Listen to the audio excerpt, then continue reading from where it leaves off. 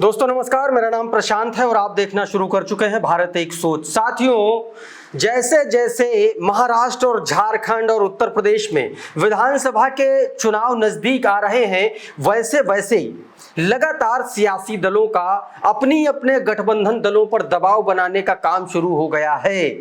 साथियों, महाराष्ट्र में जिस तरीके से समाजवादी पार्टी अपनी ताकत झोंकने जा रही है और जिस तरीके से अखिलेश यादव खुद महाराष्ट्र के 2 दिन के दौरे पर जा रहे हैं, 18 और 19 तारीख को महाराष्ट्र के दौरे पर रहेंगे अखिलेश यादव। कहा जा रहा है उनकी 2 बहुत बड़ी जनसभाएं भी होनी हैं।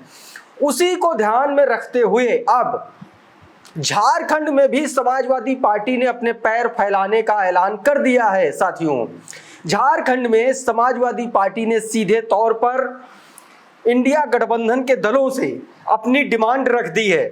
झारखंड के जो सह प्रभारी हैं उन्होंने सीधे तौर पर ऐलान कर दिया है, समाजवादी पार्टी ने जिनको सह प्रभारी बना करके झारखंड भेजा है उन्होंने, और झारखंड के जो प्रदेश अध्यक्ष हैं रंजन यादव, उन्होंने सीधे तौर पर अब ऐलान कर दिया है कि समाजवादी पार्टी झारखंड की 11 विधानसभा सीटों पर गठबंधन के तहत चुनाव लड़ेगी। अगर इंडिया गठबंधन के तहत सपा को 11 सीटें नहीं मिलती हैं तो समाजवादी पार्टी इंडिया गठबंधन से अलग होकर के भी चुनाव लड़ सकती है।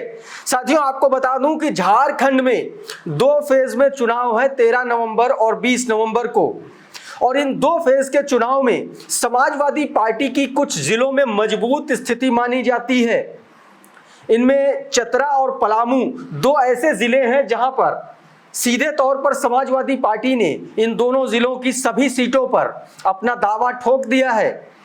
साथियों, प्रदेश अध्यक्ष केशव यादव उर्फ रंजन यादव ने और जो प्रदेश के सह प्रभारी हैं जिनका नाम व्यास जी गोंड, पूर्व मंत्री भी रहे हैं, इन दोनों लोगों ने मिलकर के कल पलामू में एक बहुत महत्वपूर्ण, बहुत इंपॉर्टेंट प्रेस कॉन्फ्रेंस की। और इस प्रेस कॉन्फ्रेंस के बाद समाजवादी पार्टी के दोनों नेताओं ने ऐलान कर दिया कि समाजवादी पार्टी झारखंड में इंडिया गठबंधन के बैनर तले कम से कम 11 सीटों पर चुनाव लड़ेगी। और ये जो 11 सीटें होंगी ये पलामू और चतरा की सभी विधानसभा सीटें, यानी इन दोनों जिलों की सारी विधानसभा सीटों पर इंडिया गठबंधन के तहत चुनाव लड़ने का दावा ठोक रही है। और साथ में हजारीबाग की जो बरही सीट है वहां से सीधे तौर पर समाजवादी पार्टी चुनाव लड़ने जा रही है।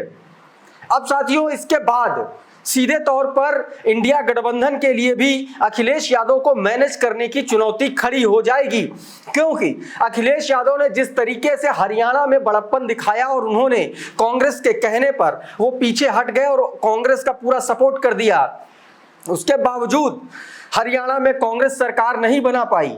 ऐसे में अब समाजवादी पार्टी ने अपने सारे पत्ते खोल दिए हैं और हर जगह पे अपना दावा ठोका है। महाराष्ट्र में जो समाजवादी पार्टी है साथियों, वो 12 सीटों पर चुनाव लड़ने की तैयारी कर रही है। और आपको बता दूं कि किस तरीके से बीते दिन अबू आजमी, जो महाराष्ट्र के समाजवादी पार्टी की जो प्रदेश अध्यक्ष है, विधायक भी हैं, उन्होंने सीधे तौर पर कह दिया कि इंडिया गठबंधन, वहां पर जो महाविकास आघाड़ी का गठबंधन है उसकी तमाम सारी मीटिंग्स हो चुकी है और उनको मीटिंग में नहीं बुलाया जा रहा है। उनको सिर्फ एक बार मीटिंग में बुलाया गया, वो भी 5 मिनट के लिए। ऐसे में उन्होंने सीधे तौर पर ऐलान कर दिया है कि समाजवादी पार्टी को अगर महाराष्ट्र में सम्मानजनक सीटें नहीं मिली या 12 सीटें नहीं मिली तो फिर समाजवादी पार्टी अकेले चुनाव या तो लड़ सकती है, या तो प्रकाश अंबेडकर साहब के साथ चुनाव लड़ सकती है, या फिर कोई भी वो थर्ड फ्रंट जिसके साथ वो चुनाव लड़ सकती है। ऐसे में समाजवादी पार्टी ने सीधे तौर पर महाराष्ट्र से लेकर के झारखंड तक खुला ऐलान कर दिया है। दोस्तों, मैं आपको बता दूं कि अखिलेश यादव और समाजवादी पार्टी इस वक्त उसकी सबसे पहली प्राथमिकता है समाजवादी पार्टी को राष्ट्रीय पार्टी का दर्जा दिलाना, और यह सबसे गोल्डन अपॉर्चुनिटी है समाजवादी पार्टी के सामने हाल फिलहाल में। आप देखिए, हरियाणा का चुनाव जो है वो अखिलेश यादव ने छोड़ दिया, लेकिन अभी देखिए महाराष्ट्र का चुनाव है, झारखंड का चुनाव है, फिर अगले साल दिल्ली में चुनाव है और बिहार में चुनाव है अगले साल अक्टूबर नवंबर में ही। तो ये एक बहुत बड़ी अपॉर्चुनिटी है। फिर 2027 का उत्तर प्रदेश में तो चुनाव विधानसभा का है ही। यानी कि ये इतनी बड़ी अपॉर्चुनिटी है समाजवादी पार्टी के सामने, जिसके जरिए सपा राष्ट्रीय फलक पर एक नेशनल पार्टी का दर्जा उसको हासिल हो सकता है। और इसीलिए अखिलेश यादव लगातार कोशिश कर रहे हैं, समाजवादी पार्टी लगातार पैर फैला रही है। आपने देखा कि किस तरीके से अखिलेश यादव ने जम्मू कश्मीर में चुनाव लड़ा, हालांकि हरियाणा में उन्होंने गठबंधन का धर्म निभाया और कांग्रेस को आगे किया उन्होंने, लेकिन अब महाराष्ट्र में और झारखंड में समाजवादी पार्टी पीछे हटने के मूड में नहीं है। महाराष्ट्र में अबू आजमी ने ऐलान कर दिया और झारखंड में रंजन यादव ने और जो सह प्रभारी हैं समाजवादी पार्टी के इन दोनों लोगों ने, व्यास जी गोंड ने, इन दोनों लोगों ने ऐलान कर दिया कि अगर गठबंधन के तहत झारखंड में 11 सीटें समाजवादी पार्टी को नहीं मिली, चतरा और पलामू और हजारीबाग की जो बरही सीट है, ये सीटें अगर नहीं मिली तो समाजवादी पार्टी अकेले चुनाव लड़ने का ऐलान कर देगी और प्रदेश की सभी 81 विधानसभा सीटों पर अकेले चुनाव लड़ेगी।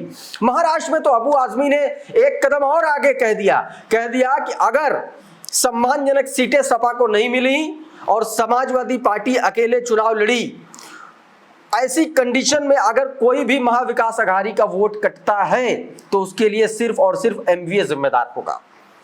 अब साथियों, 2 दिन के महाराष्ट्र दौरे पर अखिलेश यादव जा रहे हैं और हो सकता है झारखंड का भी दौरा अखिलेश यादव करें, ऐसी सूत्रों के हवाले से जानकारी मिल रही है। ऐसे में अब समाजवादी पार्टी ने अपना पूरा मन बना लिया इन दोनों राज्यों में पूरी ताकत झोंकने का।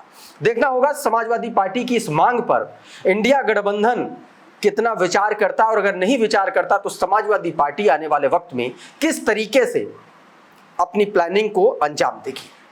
दोस्तों, अभी के इस वीडियो में फिलहाल इतना ही। हमारा ये वीडियो आपको कैसा लगा हमें कमेंट बॉक्स में जरूर लिख भेजिए। अगर ये वीडियो आपको अच्छा लगा, पसंद आया तो इसको लाइक कर दीजिए, इसको शेयर कर दीजिए, और अगर आप चैनल पर पहली बार आए हैं तो चैनल को सब्सक्राइब कर लीजिए, बेल आइकन दबा दीजिए ताकि इस तरीके के तमाम वीडियोस आपको सबसे पहले मिलते रहे। साथियों, बहुत बहुत शुक्रिया, बहुत बहुत धन्यवाद। आप जुड़े रहिए भारत एक सोच के साथ।